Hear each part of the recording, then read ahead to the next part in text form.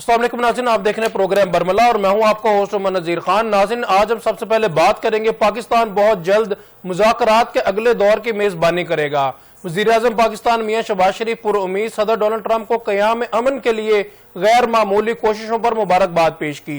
X पर बयान में कहा, पाकिस्तानी क़यादत के साथ ट्रंप की मुफीद और तामीरी टेलीफोनिक गुफ्तगू हुई। अमल में पाकिस्तान की नुमाइंदगी फील्ड मार्शल आसिफ मुनीर ने की।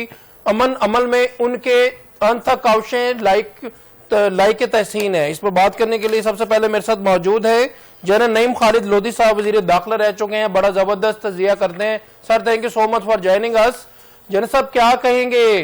पाकिस्तान ने सालसी का किरदार अदा किया, पाकिस्तान ने दुनिया की एक बहुत बड़ी जंग रखवाई और अब क्या आगे होने जा रहा है? क्या पॉइंट ऑफ व्यू है आपका इस पे सर? जनरल नईम खालिद लोधी साहब, प्लीज। देखिए, पहली बात तो ये कि वो जो पाकिस्तान का पहला कारनामा था वो तो अपनी जगह कायम है ना, कि ऐसे मुल्क जो कि बिल्कुल गुत्थम गुत्था थे उनको मेज पर लेकर आए और बातचीत पर आमादा हुए। एक सीज फायर हुआ, टेम्पररी सीज फायर, अब इंशाल्लाह परमानेंट सीज फायर की तरफ मामले जा रहे हैं।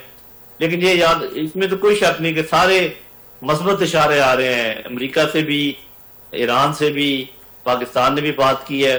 लेकिन चूंकि ये एक बहुत बड़ी जंग थी और बहुत इनकी गहरी रंजिशें हैं, तो जैसे अंग्रेजी में कहते हैं ना कि there are many slips between the cup and the lips.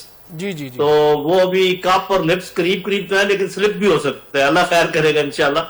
और आपको मेरा ख्याल है कि फील्ड मार्शल आसिफ मुनीर साहब और उनकी टीम, हमारे फॉरेन ऑफिस, इनको बहुत शाबाश देनी पड़ेगी कि बहुत मेहनत के साथ शब रोज कोशिश करके और लगातार कांटेक्ट में रह के ये यहाँ तक पहुंचे हैं। अल्लाह करे कि ये कामयाबी नसीब हो पाकिस्तान को, जो कि पाकिस्तान का हक भी बनता है, क्योंकि इतनी मेहनत के बाद तो अल्लाह करे। लफ्ज़ तो कराइन तो यही है कि ये हो जाएगा मामला।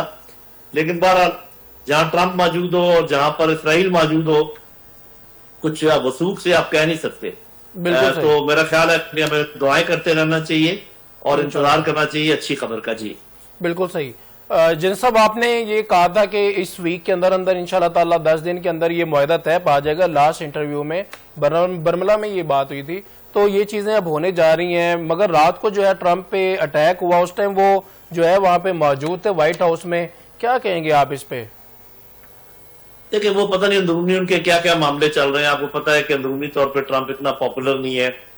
फिर ये है कि इसराइल को इस बात का बहुत दुख है कि ट्रंप क्यों ये पीस का मुआहदा कर रहा है और अटैक क्यों नहीं करता ईरान के ऊपर।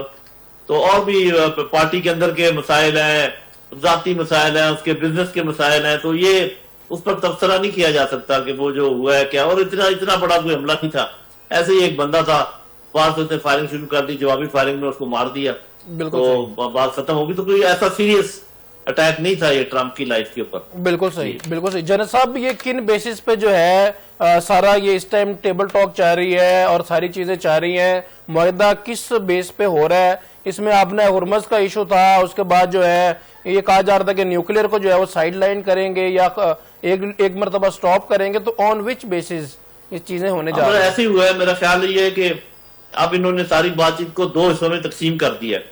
जब तक तो ये इकट्ठी करना चाह रहे थे, ये किसी मामले पर नहीं पहुंच रहे थे। पहले हिस्से में ये कह रहे हैं कि जी हम सीज फायर करते हैं तमाम फ्रंट्स के ऊपर। जी, अभी वो तमाम फ्रंट वाली बात जो है वो इसराइल मानता है या नहीं मानता, वो देखना पड़ेगा। और दूसरी बात ये कि स्ट्रेट ऑफ हॉर्मुज को खोलते हैं। जी, तो पहला तो बस यही होगा, cease fire, straight of Hormuz खोल देंगे, दोनों साइडें कहेंगे जी खोल दिया है। और उसके बाद फिर बाकी चीजों के ऊपर बातचीत के लिए जो है वो मामला होगा। अब सिर्फ इसमें जो चीज फंस सकती है वो ये है कि ईरान का तकादा ये है कि तमाम महाजों के ऊपर जंग बंद की जाए। जी, और इसको इसराइल मानता है या नहीं मानता, या मनवा सकता है या नहीं अमेरिका, ये बात की बात है। तो साथ ही स्ट्रेट ऑफ हॉर्मुज खुल जाएगा। उसके बाद बातचीत होगी कि जी ये जो अफजूदा यूरेनियम है इसका क्या करना है, न्यूक्लियर मामला कैसे चलाना है, जो सैंक्शंस है ईरान के ऊपर, जो ईरान के पैसे रुके हुए हैं, जो ईरान का तरीकाकार होगा स्ट्रेट ऑफ हॉर्मुज का, ये सारी बातें बाद में होंगी। लेकिन पहली बात अगर हो जाए, उसके बाद गारंटी आ जाए चाइना की, रशिया की, पाकिस्तान, तुर्की, सऊदी अरब, कतर, ये सारे मुल्क, तो मेरा ख्याल है कि एक दफा अमन तो कायम हो ही जाएगा। तेल की कीमतें गिर जाएंगी, دنیا سکھ کا سانس لے گی. تو یہ پہلا حصہ معاہدے کا کافی امپورٹنٹ ہے. دوسرا حصے کا یہ ہے کہ پرماننٹ سیز فائر اگر آپ نے ہمیشہ کے لیے کرنا ہے پھر دوسرے والے پر جو نیگوشیشن ہوگی وہ امپورٹنٹ ہے. ورنہ یہ ہے کہ سال ڈیڑھ سال کے بعد پھر جنگ ہو جائے گی. تو دیکھتے ہیں بالکل کیسے معاملہ چلتا ہے آگے.